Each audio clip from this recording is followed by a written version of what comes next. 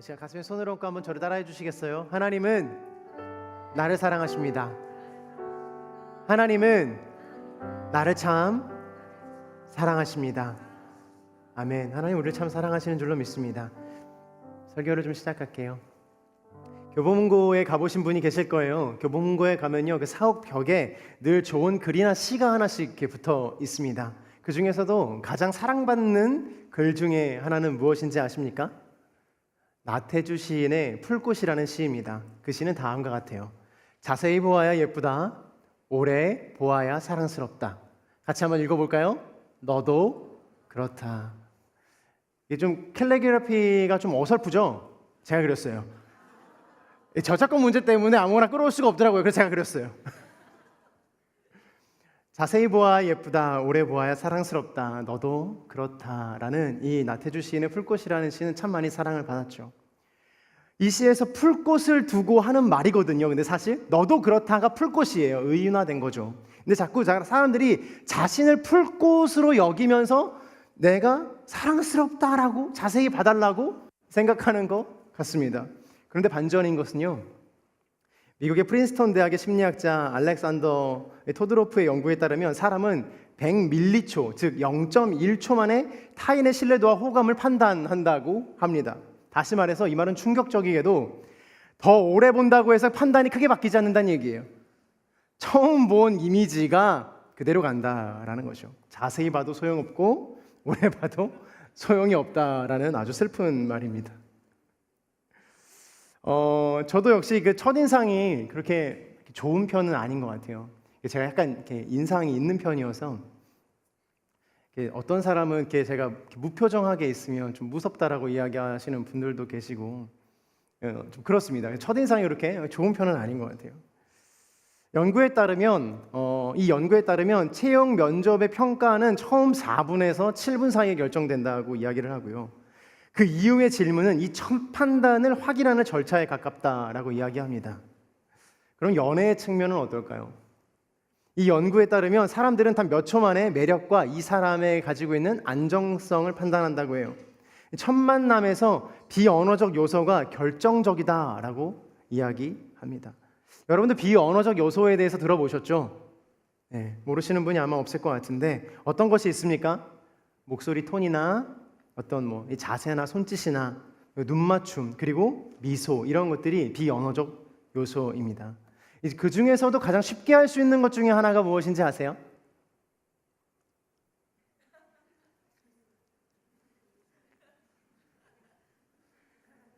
억지 웃음이라도 미소는 미소예요. 미소라고 이야기를 합니다. 첫 만남에서 이 미소는 신뢰도와 호감을 무려 30%나 상승시킨다고 해요. 사랑하는 여러분, 여러분들의 따뜻한 봄을 위해서 늘 웃고 다니시기를 주님의 이름으로 축복합니다.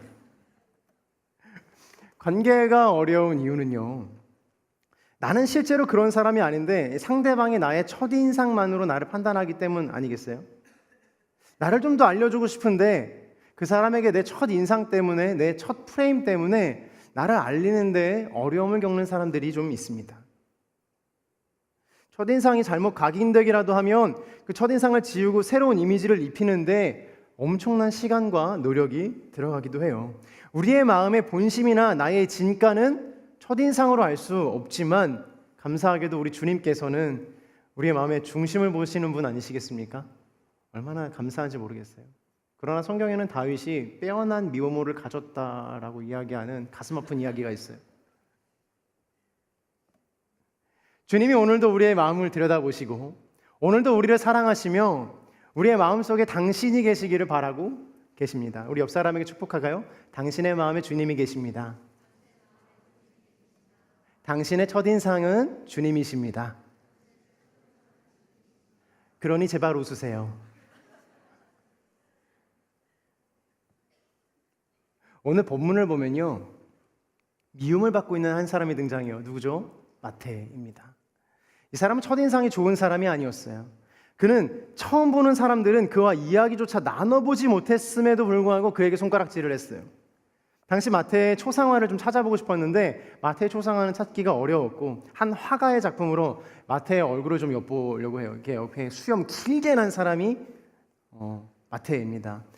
핸드릭 트레브르헨의 이 1621년작 성마태의 부름이라는 작품이거든요. 마태가 굉장히 얼굴이 좀 어때 보이세요? 울그락불그락하고 성격도 있어 보이고 인자해 보이는 얼굴은 아니에요. 그의 인생은 철저히 계산을 바탕으로 한 실리주의와 냉철하고 고립에 익숙한 냉소주의가 가득한 사람이었습니다. 마태의 인생은 누가 봐도 아름다운 인생이기는커녕 그 누구도 그를 향해서 미소 짓지 않는 비참한 인생이었다라는 것이에요. 마태의 인생은 대체 왜 이렇게 됐을까요? 누구도 그를 보면서 미소 짓지 않는 이 비참한 인생을 왜 그는 세리라는 직업을 가져가면서까지 그런 인생을 살아야 했을까요? 당시 이 시대는요, 로마의 지배에 있던 시대였습니다. 그리고 오늘 등장하는 지역은 가버나움이라는 도시였어요. 예수님이 계셨던 갈릴리는요, 무역으로 굉장히 유명한 도시였거든요. 어업이나 농업이나 교역이 활발하게 일어나는 도시였습니다. 특별히 가버나움이라는 지역은 세금의 도시였어요. 세금 수입이 굉장히 많은 도시였다라는 것입니다. 왜 그런 거 하니 이 국제 무역로인 이 바하마리스라는 이걸 해상로 혹은 해변길이라고 이야기하는데, 이 해변길이 이집트 고센 지역에서부터 시작해서 메소포타미아까지 이어지는 그 과정 속에서 이 가버나움이라는 도시에서 세금을 세금을 거뒀기 때문입니다. 이러한 배경 속에서 로마는 어떤 세금을 거뒀는가? 어획물에 대한 세금이나 운송물품에 대한 세금이나 관세, 통행세, 항구에 관련된 세금들을 모조리 거뒀어요. 아주 다양하고 큰 비용을 지불해야 하는 세무의 업무가 있었다라는 거예요. 그 사람이 바로 마태였어요. 단순히 그냥 오늘 벌어들인 일당 정도를 거둬들이는 사람이 아니라 국제무역 흐름을 관리하는 이 세관의 고위 관리직이었다라는 것이에요. 이해를 돕기 위해 지금으로 조금 의역하게 표현하자면, 이 지방이나 어떤 도시의 작은 세무서에 직원이 아니라 이 조사국장 정도 되는, 조세 4국, 조세 1국, 이 국장 되는 그 정도 되는 사람이었다라는 거예요. 물론 지금 이 비유는 국세를 담당하는 어떤 공무원과 당시의 세리를 직접적으로 비교하기에는 좀 차이가 있어요. 국세청의 공무원은 나라의 공무원으로 존중과 존경을 받아야 되는 게 마땅하지만, 당시의 세리는 유대 사회에서의 죄인 중에 죄인이었고 민족의 배신자였고 낙인 찍혀서 사회에서 손가락질 받는 사람들이었기 때문에 단순 비교하기는 좀 무리가 있어요. 그러나 여전히 사람들을 어렵게 할 수 있는 위치에 있다는 것은 분명했어요. 더욱이 이때 당시의 세리들은 로마의 편에 서서 자신의 유익과 만족을 위해 동포들의 고혈을 짜냈습니다. 그러니까 착취했던 거죠. 그래서 그들은 사회적인 멸시를 받았어요. 이러한 일들을 더욱 부추겼던 것은 바로 로마의 조세 농부제도라는 것이 있었습니다. 이 조세 농부제도는 무엇인가? 이 제도는 국가가 확정된 세금을 먼저 취해요. 예를 들어 이 지역에서 세금 100만 원을 미리 걷겠다예요. 그리고 이 지역에 세워진 세금 원액에는 네가 100만 원을 걷든 200만 원을 걷든 상관없다. 나라에서는 100만 원만 가져갈 테니 나머지는 너가 알아서 해라 라고 이야기를 하는 것이에요. 이게 바로 로마의 조세 제도였어요. 그 차익으로 걷어들이는 것이 그들의 곧 수익이었기 때문에 이 시스템에서는 굉장히 큰 문제점을 하나가 안고 있는데, 탐욕을 제어할 장치가 없다라는 거예요. 사랑하는 여러분, 여러분들을 그런 탐욕을 제어할 수 없는 곳에 여러분들을 밀어넣지 마십시오. 아무도 보지 않는 것, 그런 거 위험한 겁니다. 합법적인 착취가 가능했어요. 과잉 징수하게 되고 부정과 부패가 만연하게 되면서 이 직업에 있던 사람들은 사회적으로 악명이 높아질 수밖에 없었습니다. 그래서 복음서에는요, 세리와 죄인들이라는 표현이 나옵니다. 굳이 죄인들이라고 해도 되는데 세리를 앞으로 빼서 세리와 죄인들이라고 이야기를 하고 있어요. 마치 일반적인 죄인보다 죄질이 더 나쁜 것 같은 뉘앙스를 풍기고 있다라는 거예요. 왜인지 아세요? 죄인지 알면서 지었기 때문이에요. 실제로 유대인들은 이 세리를 죄인보다 더 지독하게 봤습니다. 마태는 이런 손가락질 받고 오해받으며 어떤 존경과 사랑도 받지 못한 상태로 자신의 자리에 앉아 있었어요. 마태가 뻔뻔해서 그 자리에 계속 앉아 있을 수 있었을까요? 돈을 많이 버니 이 정도의 착취나 불법은 괜찮아 라고 생각했을까요? 그의 삶은 안정되어 있었습니다. 충분한 벌이가 있었고 넉넉했기 때문에 어려움이 없었을 거예요. 실제로 많은 수익을 올리고 있었을 테니까요. 그러나 그의 영혼은 궁핍했어요. 외로웠어요. 자신의 앞에 많은 재정의 문서들이 쌓여 있고 동전들이 쌓여 있을지라도 여전히 마음 한구석에는 채워지지 않는 것이 있다라는 거예요. 사랑하는 여러분, 꼭 기억해 주십시오. 인생에는요, 우리가 우리의 힘으로 채울 수 없는 것들이 있습니다. 성경엔 기록되어 있지 않지만 마태는 아마 계속해서 자신의 이 빈 마음을 채우기 위해서 애를 썼을 거예요. 자신의 자리에서 공허함을 느끼고 있었을 거예요. 그때 예수님께서 마태를 보시고, 정확하게 눈으로 보시고 마태를 부르세요. 예수님께서는 마태의 무엇을 보셨을까요? 첫인상이요? 저 울그락불그락한 얼굴을 보시고 마태를 부르셨을까요? 안정되게 있었던 그의 삶을 보신 것이 아니라 그의 마음을 꿰뚫어서 그 마음의 공허함과 예수가 없음을 보셨어요. 아, 저 마태가 예수 그리스도가 필요하구나라는 것을 본인 스스로 아셨던 것이죠. 사람은 0.1초 만에 첫인상으로 상대를 파악하지만 예수님의 시선은 마태라는 존재를 보시는 것입니다. 사랑하는 여러분, 사람의 시선에 신경 쓰지 않게 되기를 주님의 이름으로 축복합니다. 그렇다고 해서 막 너저분하게 다니지 마시고요. 막 이렇게 씻지도 않고 오늘은 그냥 가야지 이러지 마시고요.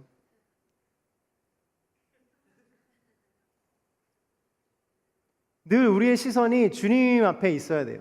주님의 시선 또한 우리 앞에 있기 때문에 내가 주님 한 분만으로 만족하겠노라, 내가 주님 한 분만으로 기뻐하겠노라, 행복하겠노라 고백하는 저와 여러분이 되셔야 된다는 것입니다. 주님은 마태의 그 빈 공간 안에 있는 공허를 보시고 그 존재 안에 있는 그 공간으로 주님이 들어가십니다. 그리고 마태에게 이렇게 말씀하시죠. 나에게 오라, 나에게 오라. 그 말이 저기 멀리서 예수 그리스도가 나를 부르는 것 같은 느낌이 들었을 거예요. 예수님이 막 저벅저벅 걸어가가지고 막 산적 같은 그 마태에게 가서 나에게 오라! 이렇게 말씀하셨을 것 같으세요? 어떠실 것 같으세요? 한번 상상 한번 해보세요. 저기서 마태가 세관원에서 막 세관 업무를 이렇게 막 탁탁탁 하고 있는데 누군가가 지그시 이렇게 쳐다보고 있는 거예요. 너야, 나에게 오라. 뭐 이러지 않았을까요? 멋있게 가셔가지고 나에게 오라 이렇게 하셨을까요? 마태는요 아주 멀리서 예수님이 불러도 본인을 부른지 알았어요. 마음속에 기다리고 있었거든요. 누군가 자신의 이름을 불러주기만을. 사랑하는 여러분, 그럴 때는요 주저하지 말고 떠나야 되는 거예요. 저 사람이 나를 부른 것이 맞나? 예수님이 나를 부른 것이 맞나? 고민할 여지가 없는 거예요. 마태는 기다렸던 듯이 자신의 자리를 들고 일어섭니다. 자신의 위치를 세상의 위치에서 예수님의 위치로 바꾸기로 결단해요. 그리고 그의 자리는요 비교의 자리, 자책의 자리, 체념의 자리에서 사랑의 자리로, 성숙의 자리로, 비전의 자리로 바뀌게 된 것입니다. 오늘 말씀 9절의 말씀을 함께 봉독해 보도록 하겠습니다. 9절입니다. 시작.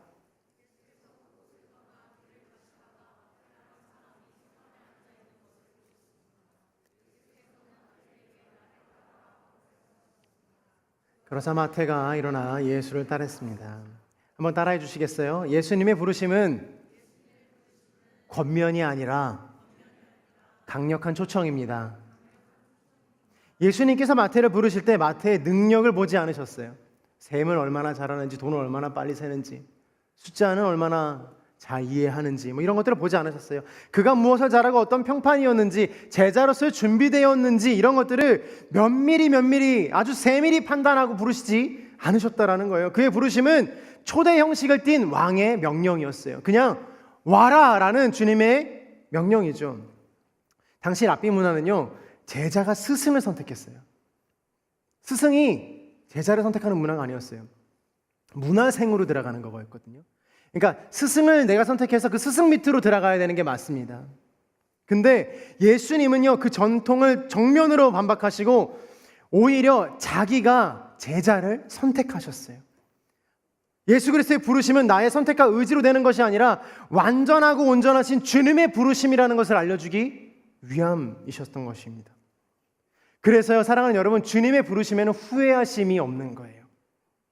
내가 주님의 문화생으로, 주님의 사람으로 내가 선택돼서 들어갔으면 주님이 보시기에 얘는 좀 부족한데?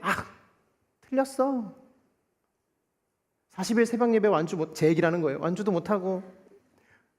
부끄럽지만 40일 새벽 예배 완주를 정말 정말 힘들게 합니다. 딱 한 번, 그것도 온라인 포함해서. 이런 말 하면 너무 제 일이 좀 어려운가요? 아니기를 바랍니다. 목회자의 연약함을 사랑으로 보듬어주는 웹공동체가 되시기를 주님의 이름으로 축복합니다. 너무 어렵잖아요. 어려운 일들이에요. 그러나 주님께서 너 내 제자가 되라라고 말씀하시는 것은 주님의 결정이시기 때문에 후회하심이 없는 거예요. 그래서 주님의 부르심은 여전히 우리에게 강력할 수밖에 없는 것이고요. 내가 선택하지 않았기 때문에 더 감사한 거예요. 사랑하는 여러분, 여기 앉아 계신 여러분들 중에 혹시라도 내가 왜 예수 믿지라고 생각하시는 분 계세요? 내가 왜 지금 여기 앉아 있지라고 생각하시는 분 계세요? 어떻게든 등 떠밀려 와서 앉아 있기 때문에 은혜가 있는 거예요. 만약에 여러분들이 정말 원해서 100% 순도 100%의 모습으로 여기에 딱 앉아 있는데 아무런 감동도 없고 아무런 이야기도 없고 아무것도 없다면 얼마나 가슴이 아프시겠습니까? 물론 그런 분들이 있을 수 있겠지만 주님의 부르심은요, 여전히 우리를 향하신 주님의 선택이세요. 오라, 와서 앉아라, 나와 함께 하자라고 하시면서 주님이 결단을 보이시는 것입니다. 다시 한번 말씀드리지만 마태는 준비된 사람이 아니었어요. 예수를 믿을 만한 사람도 아니었어요. 심지어 여러분, 회개 중도 아니었어요. 그는 돈을 세고 있었어요. 기도 중도 아니었습니다. 눈물을 흘리지도 않았어요. 감동을 받지도 않았습니다. 그는 자기에게 맡겨진 세리의 업무를 하던 중이었습니다. 예수님의 말에 설득당한 것도 아니었어요. 여러분, 이 부분이 신앙에 있어서 굉장히 중요한 부분이에요. 주님은 우리에게 순종이라는 것, 믿음이라는 것을 가르치실 때 때로는 우리가 도저히 이해할 수 없는 방법을 쓰시고 무조건적으로 순종하라고 이야기하실 때가 있다라는 것이에요. 이 부분이 참 어려운 부분 중에 하나입니다. 이해가 좀 되면 좋을 텐데, 내가 좀 마음이 일어나서 내가 막 감동도 되고 눈물도 나고 내가 좀 내 감정이 잘 알아져서 내 마음도 알고 뜻도 알고 성경도 이해가 돼서 주님을 따라가는 것에, 달려가는 것에 조금 더 부족함이 없으면 좋겠는데 여전히 나는 달리지도 못하는 사람인데 주님께서 나를 달리라고 하시니 주님, 내가 숨이 찹니다. 주님, 내가 여전히 주님 앞에서 할 수 있는 것이 아무것도 없는데 나는 그냥 주저앉아서 아파하고 신음하고, 다른 사람들은 주를 향해서 주여 주여 외치며 기도하는데 나는 주여라는 단어조차 외치지 못하는 그런 연약함 속에서 주님은 왜 자꾸 나에게 믿음 없음을 요구하십니까? 라고 이야기하시는 분이 계십니까? 주님은 그 순간에 우리에게 이렇게 말씀하세요. 뛰어넘어라. 나에게 오라. 너는 할 수 있다. 이미 너에게 주었다. 라고 말씀하세요. 신앙의 원리는요, 주님이 부르셔요. 주님이 말씀하세요. 뛰어가라 말씀하시고 넘어가라 라고 말씀하세요. 멈춰라 라고 때로는 또 말씀하시겠죠. 그런 주님의 음성에 순종을 하면 그때 이유를 말씀해 주세요. 조금 얄밉습니다. 조금 힘들어요. 우리 조금이라고 하자고요. 조금 마음이 좀 내가 동요되면 좋겠는데 여전히 그 부분이 좀 어렵죠. 그러나 주님이 정해주신 방법을 거스를 방법이 없습니다. 주님이 정하신 성경의 방법을 거스를 방법이 없어요. 사랑하는 여러분, 하나님의 부르심을 거부할수록 우리는 더 깊은 자기 확증의 길로 들어가게 돼요. 그 말은 무슨 말이냐면 스스로 막다른 길목을 향해 간다라는 거예요. 나를 향한 집착은요, 막다른 길에 이르게 한다라고 유진 피터슨이 이야기합니다. 그러나 하나님을 향한 상상과 하나님을 향한 집중은요, 탁 트인 초원으로 인도한다라고 이야기를 해요. 주님이 음성이 들릴 때 뒤도 돌아보지 않고 순종하시는 저와 여러분이 되시기를 주님의 이름으로 축복합니다. 아멘이세요? 일단 가는 거예요. 이런 말 좀 못 먹어도 고. 어차피 안 돼도 주님이 알아서 하실 거라는 생각을 들고 일단 가볼게요. 못 먹어도 고. 아울리치 이제 여름 아울리치도 가실 텐데 아울리치 못 먹어도 고. 무엇인가 아울리치를 가서 얻어내야지라는 생각을 가지고 가면 아울리치가 얼마나 무겁습니까? 비용은 또 좀 비싸요. 그러니 뭐라도 좀 얻어서, 은혜라도 좀 얻어서 주님의 음성이라도 하나 들어서 돌아와야 되는데 그게 안 되면 얼마나 또 실패한 인생 같습니까? 얼마나 실패한 믿음의 사람 같습니까? No, 그게 아니에요.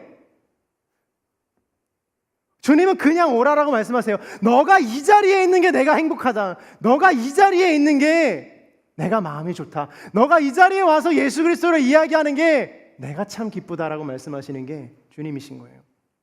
그럼 주님이 때에 맞춰서 주님께서 주님의 방법대로 인도해 주십니다. 마태는요, 그런 주님께 붙들렸어요. 예수님께서 제자들을 부르신 방식을 잘 살펴보면 권면이나 청유가 아니었어요. 직접적으로 강력하게 요청하셨어요. 이게 주님과 우리의 관계를 명확하게 해주는 바로 지점입니다. 칼바르트는 이걸 이렇게 이야기해요. 하나님의 선택은 인간의 가능성에서 시작되지 않는다. 하나님의 자유로운 사랑에서 시작된다라고 이야기해요. 주님은 우리의 가능성을 보고 우리를 부르시지 않으세요. 그분의 자유로운 선택, 그분의 자유로운 사랑의 의지로 너를 선택한다라고 이야기를 하시는 거예요. 예수님의 부르시는 우리 안에 있는 가능성을 부르시는 것이 아닌 줄로 믿습니다. 부르시는 순간 우리를 새롭게 하여 다시 창조해 주시는 주님의 은혜를 경험하게 되기를 주님의 이름으로 축복드립니다. 부르시는 순간 달려가면 우리가 변화되는 거예요. 부르시는 순간 주님의 이름을 부르며 달려가면 우리가 완전히 새 사람으로 변화되는 것입니다. 예수님은요, 우리에게 설득당하지 않으세요. 백날 죄송합니다. 찡얼거려봐야 소용이 없어요. 좀 가슴이 아픈 것 같아요. 다만 사랑의 마음으로 우리의 기도를 들어주시고 우리가 흘리는 눈물을 하나님의 눈물병에 담아주신다고 약속해 주셨어요. 그러니까 주님이 들으시기는 하시는데 우리가 주님의 마음을 잘 이해하고 먼저 그의 나라와 의를 구할 때까지, 장성한 분량에 이를 때까지 주님이 우리를 훈련시키시고 양육하신다라는 거예요. 주님은요, 우리를 우리의 주인으로서 우리를 부르세요. 여러분 그걸 꼭 기억하시기를 바랍니다. 우리의 주인으로서 부르시는 거예요. 우리의 왕 대신 그 주인으로서 이리 오라라고 말씀하시는 거예요. 그러므로 사랑하는 여러분, 부르심은 정보의 어떤 성경 정보나 내가 알고 있는 것에 대한 지식에 대한 수용이 아니라 완전한 삶의 이동인 거예요. 주님의 부르심은 그 따뜻한 겉면을 넘어서서 거부할 수 없는 강력한 초청이자 우리 스스로 주님을 따르기로 원하시는 순도 높은 순종의 발걸음이다라는 것이에요. 베드로를 부르실 때는 그물을 두고 나를 따르라고 말씀하셨고 안드레는 네가 와서 직접 보라라고 말씀하셨어요. 세베대의 아들 야고보는요, 오자마자 이름을 바꿔주셨어요. 우레의 아들이라고 이야기하셨어요. 예수님의 부르심은 어쩌면 그들의 인생을 파괴한 것처럼 보여요. 기존에 하는 모든 것들이 중단되었고 자신의 손에 남아있는 것이 아무것도 없는 것처럼 보인다고요. 지금까지 내가 만들어왔던 나의 인생이 완전히 파괴되는 것 같은 느낌을 받습니다. 그래서 그 주님의 부르심과 주님의 초청이 너무 부담스러운 거예요. 주님께서 나에게 친절하게 권면해 주시면 좋겠다. 주님이 나를 좀 친절하게 불러주시면 좋겠다라고 생각이 드는 거죠. 만약에 주님께서 우리를 부르셨을 때 타이르고 막 다독이시고 막 이렇게 부르신다면 어떠실 것 같으세요?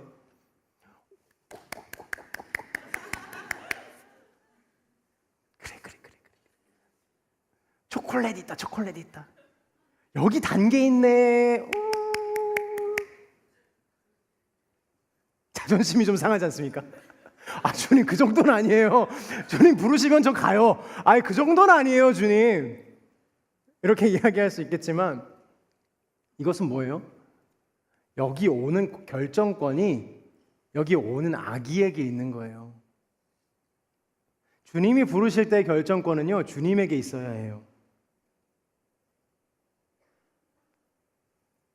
주님, 내가 최선을 다해서 주님을 섬겼으니 나를 좀 이해해 주세요. 주님, 내가 최선을 다해서 주님을 사랑할 테니 주님, 사랑을 좀 보여주세요. 이해시켜 주십시오. 계속 이렇게 이야기하다 보면 그러면 주님 이렇게 말씀하실 거예요. 그래? 그럼 결정을 네가 하고 싶니? 결정권을 주님에게서 뺏는 거예요. 나를 부르시는 주님이 나를 부르시는 결정을 하셔야 되는데 내가 주님한테 갈지 말지를 내가 결정하고 있는 거라고요. 그런데 여러분, 주님이 왕으로서 강력하게 마태를 부르신 것처럼 오늘 우리에게 너도 와서 보라, 나에게 오라 라고 오늘 말씀해 주시는 줄로 믿습니다. 내가 어떻게 살아가게 될 거야? 너의 비전은 언제쯤 얻을 거야? 너는 언제쯤 결혼하게 될 거야? 너는 언제쯤 아이를 낳게 될 거야? 이러한 것들을 이야기해 주시지 않으신다라는 거예요. 어떤 삶의 방식으로 살아가게 될 거야? 이런 것들 좀 잘 이야기해 주시면 오케이, 이번 연도는 튀르키예 한번 가볼게요. 이번에는 휴학 한번 딱 하고 가볼게요. 지금이 이직의 타이밍. 오케이, 주님 감사해요. 주님이 우리의 인생을 그렇게 인도하지 않으세요. 모든 것을 베일에 가린 채로 주님은 그저 오라고 말씀하세요. 오면, 나에게 오면 알려줄게. 나에게 오면 내가 인도해 줄게. 나에게 오면 나에게 준비된 너의 인생의 플랜이 있다라고 말씀해 주시는 거예요. 근데 우리는 못 가요. 왜 못 갑니까? 왜 못 가요? 불안해서 못 가요. 불안해서 못 가요. 아니면 어떻게 해요, 주님? 도저히 주님을 믿을 수 없는 건 아닌데 주님, 저는 여태까지 그렇게 가본 적이 없어요. 그렇게 주님을 사랑하지만 주님, 내 인생이 결정할 때는요, 한 번도 그렇게 결정해 본 적이 없단 말이에요. C.S. 루이스가 쓴 나니아 연대기에 유명한 대사가 나오죠. 안전하냐고? 이거 사자인데, 누가 안전하댔어? 그는 안전하지 않지만 선하셔. 그는 왕이야 라고 이야기해요. 안전하냐고? 예수님 믿는 게 안전하냐고? 하나님 앞에 가는 게 안전하냐고? 너 누가 안전한댔어 그거? 그는 안전하지 않으셔. 하지만 그는 왕이야. 모든 것을 할 수 있는 그는 왕이야. 우리 공동체가 예수님을 믿은 지 얼마 안 된 분들이 이렇게 많으신 것도 제가 알고 있고 새신자분들도 많은 걸로 알고 있습니다. 죄송한 말씀이지만 사랑하는 여러분, 예수 믿는다고 해서 우리의 인생이 좀 살기 좋아지는가? 주변의 사람들에게 좀 물어보시면요, 바로 답변 옵니다. 아니라고. 가시면 안 돼요.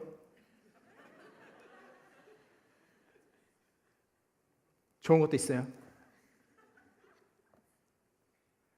예수님 믿으면 좀 살만해지는가?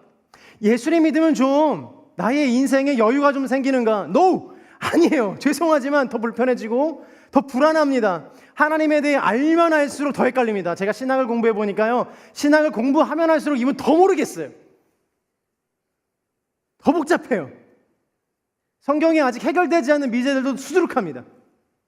어떻게 할 것인가? 그럼 왜 믿나? 안 믿으면 되지. 그거 불안한 거 왜 믿나? 나 스스로 잘하면 되지 라고 생각할 수 있지만 그건 패망의 선봉이에요. 박살납니다. 순식간에 박살납니다. 표류하는 배가 아니라요, 침몰하는 배가 돼요. 우리 인생의 배의 선장이 주님이 되셔야 되는데 자꾸 우리가 방향타 잡겠다고 하는 거예요. 우리는 가서 돛이나 펴야 되는데 주님이 하라는 대로 해야 그 배가 목적지를 다 따를 텐데 우리 자꾸 그게 멋있어 보인다고 그거 하겠다고 달려드는 거예요. 신앙은 인생의 안전을 도모하기 위한 것이 아니라 주님께서 나와 함께 하시며 그 어디나 하늘나라라 고백하며 주님과 동행하는 믿음인 줄로 믿습니다. 우리의 인생이 안전하다라고 생각되는 그 순간에 여전히 주님은 너의 인생이 안전하지 않다라고 이야기하세요. 너의 인생은 불안해. 그래, 맞아. 그러나 나와 함께 하면 괜찮을 거야 라는 말씀하시는 분이 바로 주님이세요. 그런 마음으로 주님을 따라갈 때 주님께서는 우리의 삶의 자리를 완전히 바꾸세요. 10절의 말씀을 함께 봉독해 보도록 하겠습니다. 10절입니다. 시작.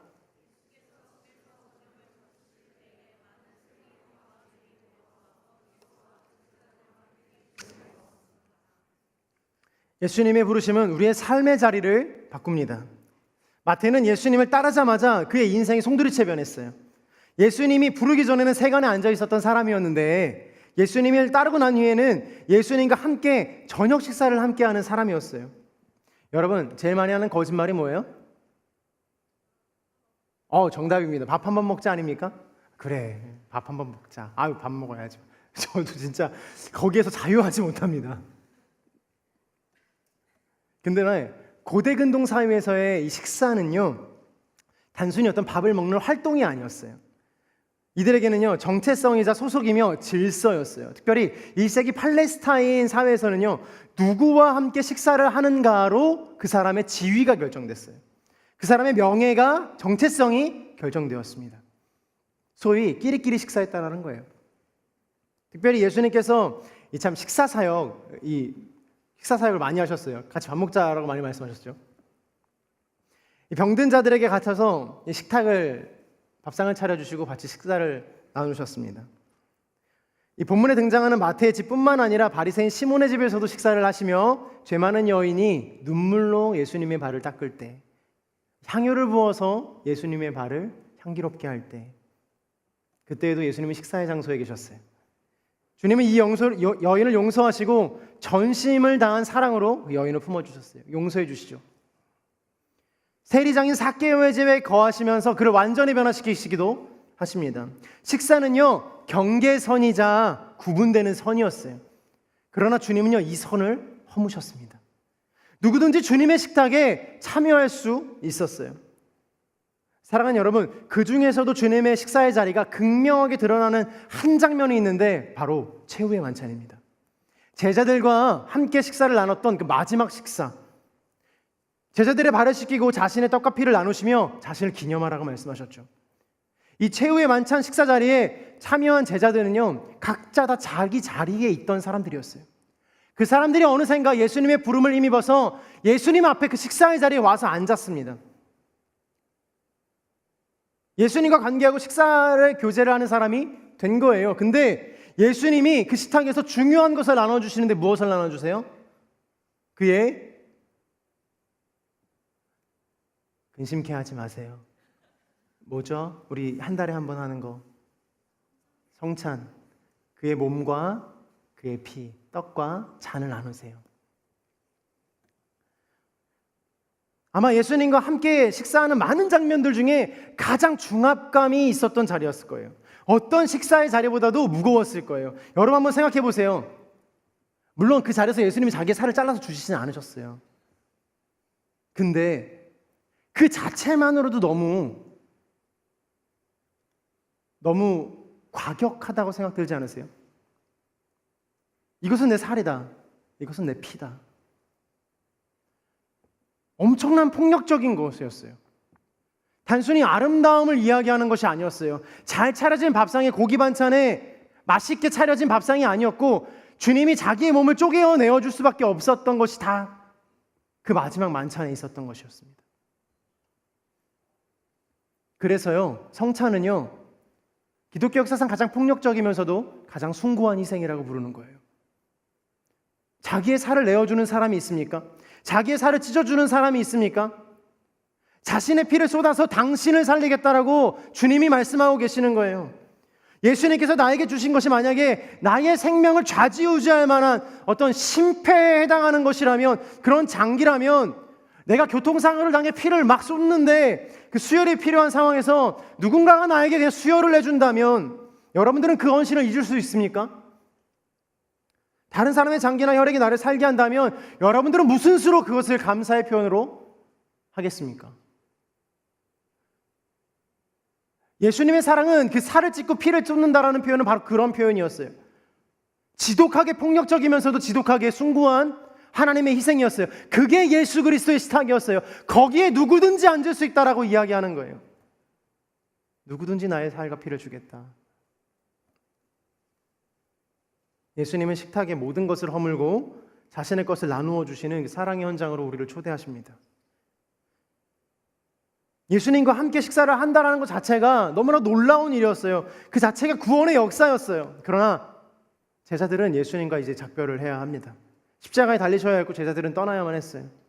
제자들 역시 헤어져야 하는 그 무게와 중압감, 또 사랑을 전해야 하는 그 사명이 그들을 짓눌렀을 수도 있을 것 같아요.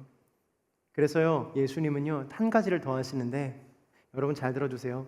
여러분 아시는 분도 있겠지만, 예수님은 그 자리에서 일어나서 수건을 허리에 두르고 밥을 먹던 자리에서 일어나 대야에 물을 담아 제자들의 발을 씻겨주시기 시작했어요. 허리에 둘렀던 수건으로 한 사람 한 사람 발을 닦아주셨어요. 선생으로 불리던 예수가 종의 모습으로 제자들을 섬긴 것이죠. 그러시면서 예수님은 제자들을 다독이셨어요. 근심하지 말라, 두려워하지 말라, 불안해하지 말라.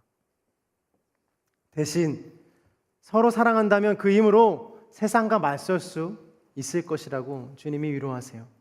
다시 시작할 수 있다고 이야기해 주시는 거예요. 어디에서요? 예수님의 식탁에서요. 예수님과 함께 식사를 나누는 것은 바로 그런 것이었습니다. 예수님은 죄인을 불러 제자로 만드셨어요. 예수님의 식탁은 늘 우리에게 근심과 불안을 가라앉히고 힘든 무릎을 펴서 다시 일어설 수 있게 합니다. 그리고 예수님을 향한 자리로 나아가게 하는 것이죠. 참된 제자의 길로 나아가는 거예요.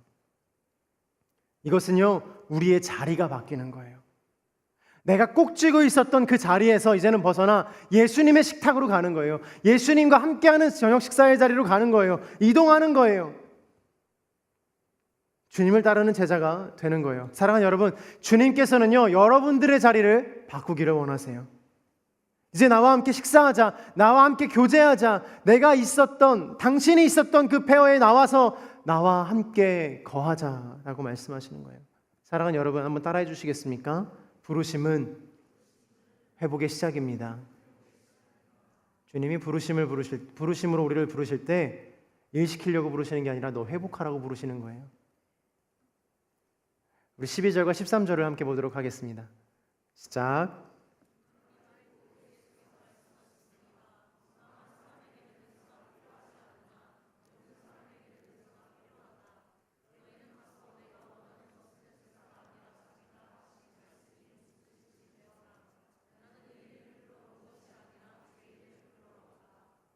아멘. 주님이 부르시면 좀 두려운 점이 있어요. 어떤 마음이 있어요? 또 주님이 또 뭘 시키시려나, 어떤 어려운 거를 또 맡기시려나, 이런 생각이 들 수도 있습니다. 여러분들의 직장과 학업, 그리고 주님의 부르심을 놓고 고민하시는 분들이 계실 것 같아요. 그런데 사랑하는 여러분, 주님의 부르심과 우리의 가정과 직장과 학업의 현장은요 양분되어서 한 가지를 선택해야 되는 것이 아닙니다. 물론 시절에 따라, 시기에 따라 한쪽으로 치우칠 수는 있어요. 그때에도 여전히 양쪽을 다 붙들고 있어야 해요. 열심히 직장과 학업과 미래를 위해 매진할 때라도 주님의 음성이 필요하지 않습니까? 맞습니까?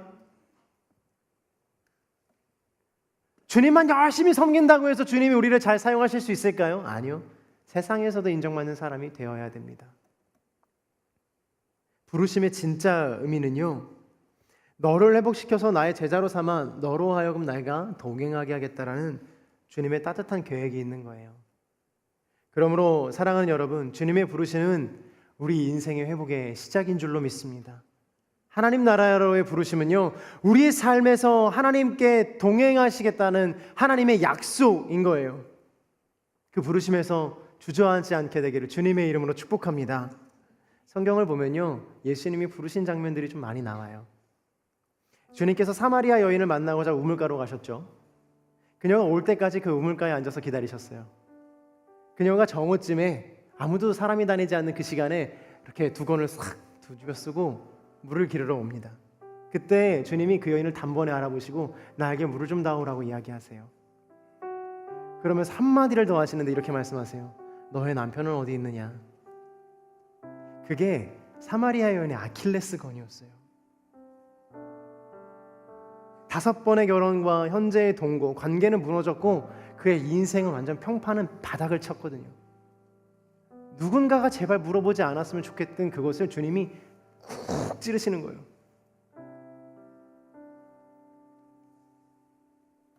유대 랍비는 말을 걸지 않았어요.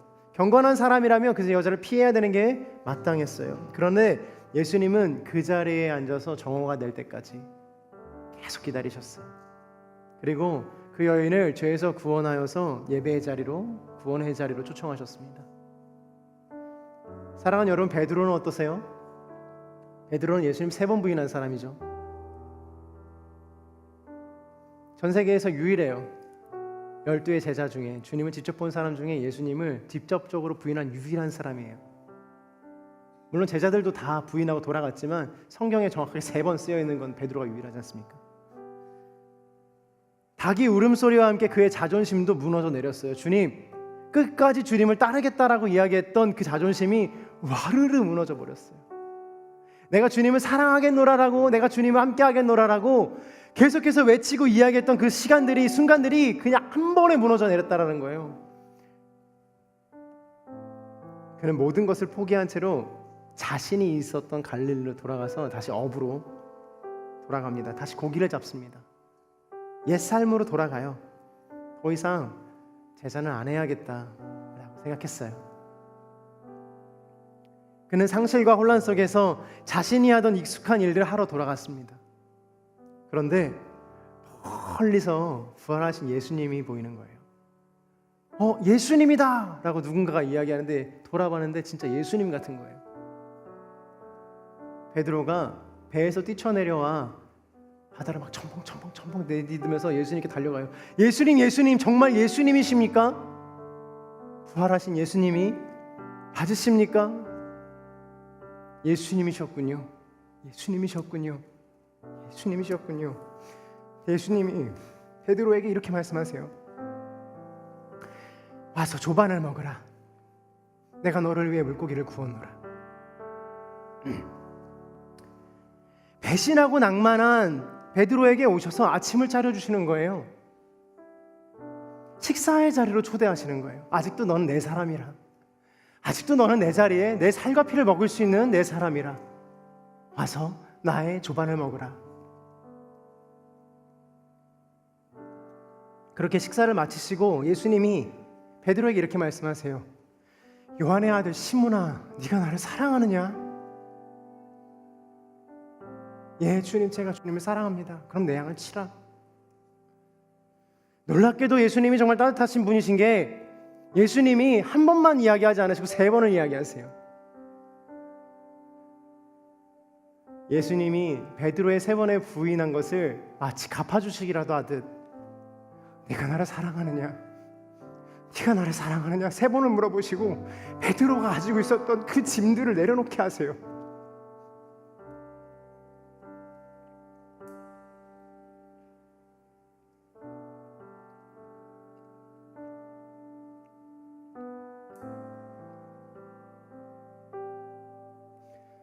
그리고 다시 사명을 주십니다. 그리고 다시 사명을 주세요. 용서로 끝나지 않고 나의 자네에, 나의 식사의 장소에 같이 식사하는 걸 넘어서서 다시 그에게 비전을 주세요. 내 양을 치라라고 말씀하시죠. 내 양을 먹이라라고 말씀하시죠. 그때부터 베드로는요, 아무도 막을 수 없는 하나님의 사도가 돼요. 이리저리 사방팔방 자기 몸 망가지는 거 신경 쓰지 않고 예수님 전하면서 다니고 시작해요. 그 사람이 기도를 하면, 그 사람이 설교를 하면 막 몇천 명씩 돌아와요. 회개를 하고 성령의 불이 떨어지고 하나님의 사람으로 삼아져서 이 세대를 변화시키는 하나님의 사람이 돼요. 그 사람으로 인해서 사도행전이 시작돼요.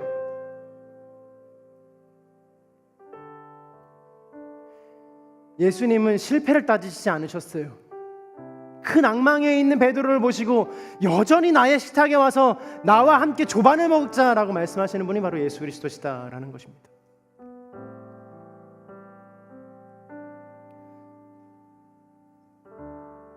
나를 사랑하느냐 물으시고 다시 맡겨주셨어요. 사울은 어떻습니까? 그는 단순한 불신자가 아니었어요. 교회를 파괴하던 사람이었어요. 예수님을 증오하던 사람이었어요. 그의 손에는 위협과 살기가 있었던 사람이었습니다. 그는 예수를 찾고 있지 않았어요. 예수를 죽이려고 했지. 그런데 다메섹에 가는 길에 하늘의 문이 열려 그가 예수님을 만납니다. 사울아, 사울아, 네가 왜 나를 핍박하느냐? 주님의 음성에 완전 사울이 무너져서 인생이 완전히 변화됩니다. 이 네 사람은 공통점이 있어요. 세관에 앉아 있었고, 우물가에 숨었고, 바다로 도망쳤고, 교회를 파괴하러 가고 있었습니다. 그런데 그들은 시작할 준비조차 되어 있지 않은 사람이었어요. 그러나 하나님은 그들의 준비를 기다리지 않으셨어요. 그들의 무너진 자리에서 그들을 먼저 찾아오셨어요. 예수님이 무너진 그곳에 먼저 와 계셨다라는 것입니다. 무너진 자리, 도망친 자리, 당신이 그 숨은 그 자리에 죄의 길 위에서도 주님은 우리를 돌이키려고 우리를 부르시며 우리와 함께 하자고, 네가 할 일이 있다고 우리를 부르십니다. 누가복음 18장 13절에 세리의 고백이 나와요. 제가 사랑하는 말씀인데, 세리는 멀리 서서 감히 눈을 들어 하늘을 쳐다보지도 못하고 다만 가슴을 치며 이르되 하나님이여 불쌍히 여기소서 나는 죄인이로소이다 하니라. 아마 마태라고 이야기할 수는 없거든요. 근데 만약에 마태였다면 펑펑 울었을 거예요. 주님, 제가 죄인입니다. 주님, 제가 죄인입니다. 주님, 제가 죄인입니다. 지금까지 살아오면서 주님, 내가 주님을 너무나도 외면했고, 내가 주님을 너무나도 도망 다녔고 숨었습니다. 내가 사람들을 괴롭혔습니다. 내가 아빠를 미워했고 엄마를 미워했고 사람들을 증오했고 내가 예수님 따라가기 싫었습니다. 주님, 제가 죄인입니다. 가슴을 치며 아마 울었을 거예요. 펑펑 울었을 거예요. 얼마나 울었습니까? 사랑하는 여러분, 젖은 눈으로 세상을 보면 세상은 흐릿하지만 하나님은 볼 수 있대요. 눈물을 흘리면서 세상을 보면 세상이 흐릿해서 무엇인지 구별도 못 되지만 그 흐릿한 속에서 예수님이 계시대요. 그러나 선명하게 세상을 보기 시작하면 세상은 맑고 깨끗하지만 하나님은 흐릿하게 보인대요. 사랑하는 여러분, 젖은 눈으로 세상을 바라보게 되기를 주님의 이름으로 축복합니다. 젖은 눈으로 주님을 사모하게 되기를 주님의 이름으로 축복합니다. 입술을 열어 주님을 사모하며 예배하며 기도하며 당신의 믿음을 하나님 앞에 내어드리는 거룩한 하나님의 사람이 되시기를 주님의 이름으로 축복합니다. 그리고 이제 당신의 자리를 옮기십시오. 세상의 자리에서 그 자리를 들고 일어나 예수님이 계신 그 식탁으로 가십시오.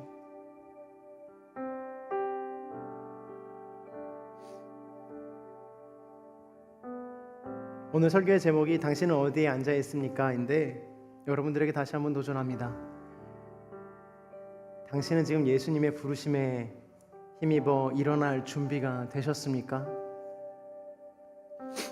예수님의 부르심 앞에서 일어나게 되기를 주님의 이름으로 축복합니다. 우리 그 마음으로 함께 찬양하며 기도하며 나아가도록 하겠습니다.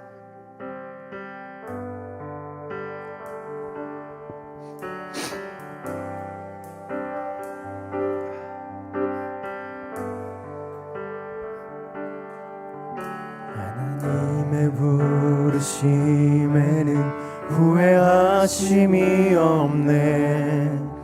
내가 이 자리에 선 것도 주의 부르심이라. 하나님의 부르심에는 결코 실수가 없네. 나를 부르신 하나님의 신실하심을, 우리 한 번 더. 하나님의 부르심에는 후회하심이 없네. 하나님의 부르심에는 후회하심이 없네. 내가 이 자리에 선 것도 주의 부르심이라. 하나님의 부르심에는 결코 실수가 없네. 나를 부르신 하나님의 신실하심을 믿네. 날 부르신 뜻 내 생각보다 크고, 날 향한 계획 나의 지혜로 측량 못하나.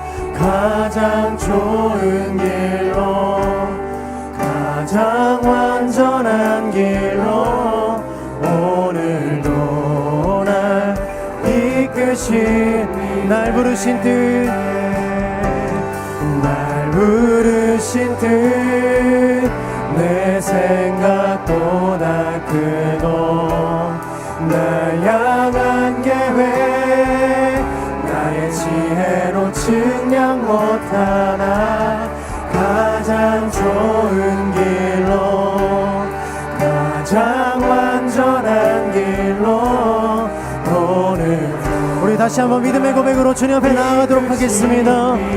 날 부르신 뜻 내 생각보다 크고 날 향한 계획 나의 지혜로 측량 못하나 가장 좋은 길로 가장 완전한 길로 오늘도 날 우리 전심으로 고백하며 날 부르신 뜻 내 생각보다 크고 날 향한 계획 나의 지혜로 측량 못하나 날 부르신 주님 나를 가장 좋은 길로 완전한 길로 인도하실 줄로 믿습니다. 완전한 길로 오늘도 날 이끄심인데 사랑하는 여러분, 부르심은 희미해지기 마련입니다. 사랑하는 여러분, 주님의 부르심은 희미해지기 마련이라고요. 언제부턴가 나의 부르심이 없었는가? 당연히 없습니다. 그 부르심을 다시 한번 얻어야 돼요. 다시 주님 앞에서 그 부르심을 기억하며 주님이 부르시면 내가 다시 나아가겠습니다 라고 오늘도 고백해야 되는 거예요. 혹시 오늘 이 예배 가운데 그러기를 원하시는 분들 있습니까? 그 자리에서 한번 일어나 보시겠어요? 하나님, 나의 인생의 부르심이 희미해져 갈 때, 주님의 음성이 나의 인생 가운데 희미해져 갈 때, 하나님의 말씀이 나의 인생을 살리게 하여 주옵소서. 주님이 말씀하시면 나의 인생이 걸어가게 하시고, 주님이 말씀하시면 나의 인생에 하나님이 알려주시는 돛을 달고 항해를 하는 거룩한 인생이 되게 하여 주옵소서. 오늘 주님이 말씀하시며 주님이 다시 한번 나의 인생 가운데 부르심을 확인시켜 주시는 거룩한 인생이 되게 하여 주옵소서. 이 시간을 원하시는 분들마다 다시 한번 주여 한번 외치며 기도하며 나아가도록 하겠습니다. 주여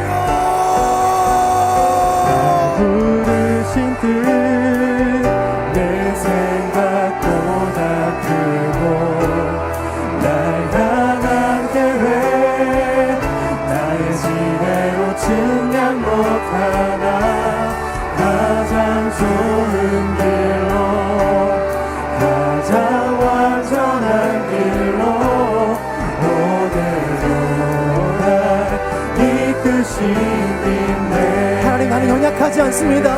하나님, 나는 하나님의 사람입니다. 여전히 하나님께서 말씀하시면 듣는 사람입니다. 하나님, 나를 불쌍히 여겨 주옵소서. 하나님, 나를 불쌍히 여겨 주셔서 하나님의 음성을 듣기에 조금 더 수월한 사람으로, 하나님, 내가 하나님의 음성을 듣기에 조금 더 좋은 사람으로 나를 변화시켜 주옵소서.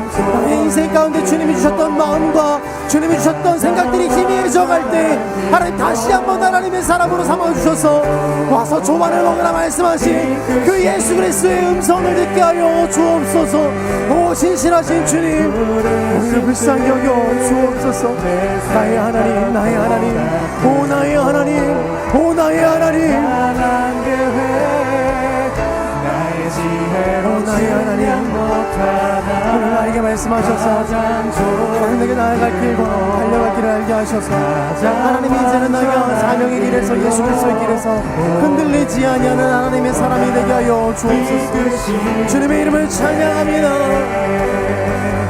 날 부르신 뜻 내 생각보다 크고 날 향한 계획 나의 지혜로 측량 못하나 가장 좋은 길로 가장 완전한 길로 오늘도 날 이끄심이네. 날 부르신 뜻 내 생각보다 크고 날 향한 계획 나의 지혜로 증량 못하나 가장 좋은 길로 믿으십니까? 가장 완전한 주님께서 우리의 인생을 이끄실 것을 믿으십니까? 우리 다시 한번 고백하십시다. 날 부르신 뜻, 날 부르신 뜻 내 생각보다 크고 날 향한 계획 나의 하나님의 지혜로 사랑으로 살아가게 하여 증량 못하나 가장 좋은 길로 가장 완전한 길로 오늘도 날 이끄심이네.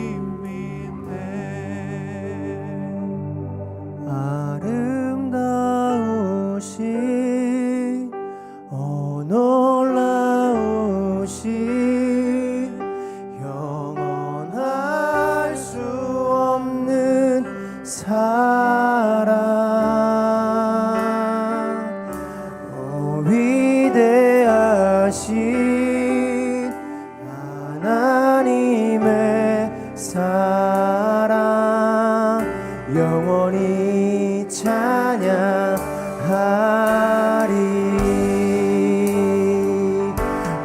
아름다우신 놀라우신 영원할 수 없는 사랑 위대하신 하나님의 사랑 영원히 찬양하리. 아름다우신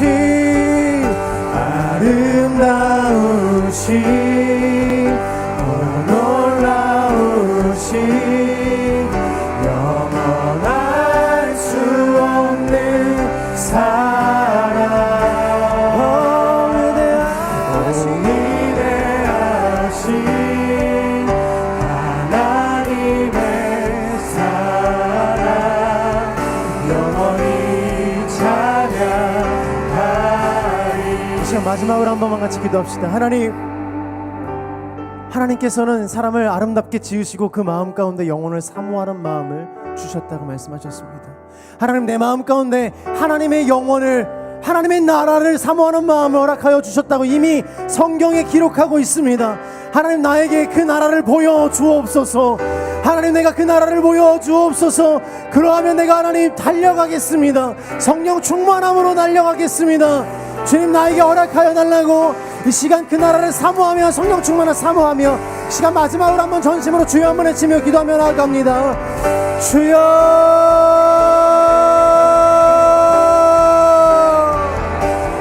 오 주님, 오 주님, 오 주님.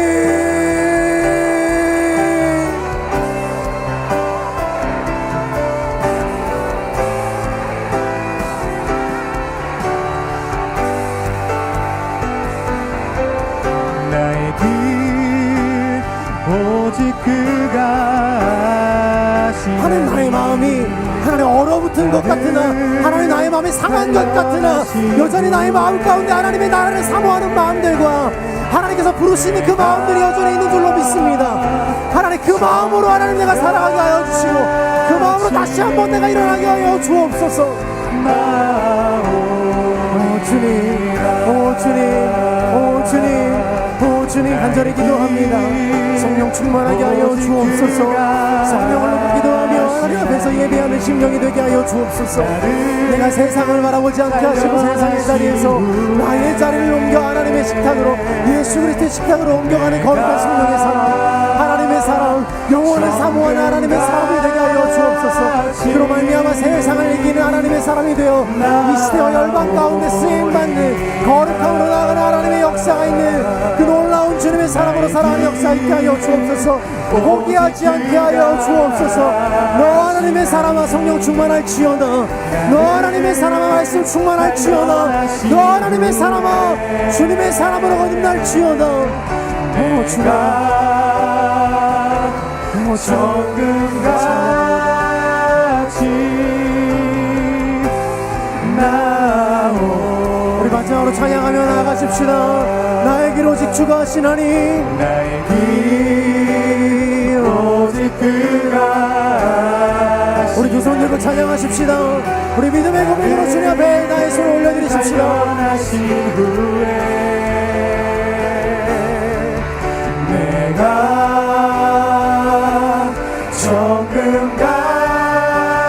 정금같이 나오. 우리 마지막으로 전심으로 나의 길 오직 그가 하시나니 나의 길 할렐루야. 오직 그가 하시나니 나를 단련하신 후에 내가 정금같이 나오리라. 하나님, 내가 하나님께서 부르실 때 하나님 내 자리를 들고 예수님의 식탁으로 나아가는 하나님 그러한 믿음의 사람이 되게 하여 주옵소서. 연약한 믿음이오나 하나님 아직은 고민하는 연약한 인생이오나 낭망하고 시련에 떨어 과거의 상처로부터 헤어나오지 못하는 아직까지 주님 그런 영혼이오나 주님이 부르실 때 그 음성이 내 귀전에 들릴 때 그때에는 주님 내가 일어나 걸어가는 놀라운 은혜가 있게 하여 주옵소서. 가진 것을 구별하여 드린 주님 그 손길 가운데 축복하여 주시고 하나님의 놀라운 사랑과 은혜로 기름 부어 주옵소서. 예수님의 이름으로 기도드립니다. 아멘.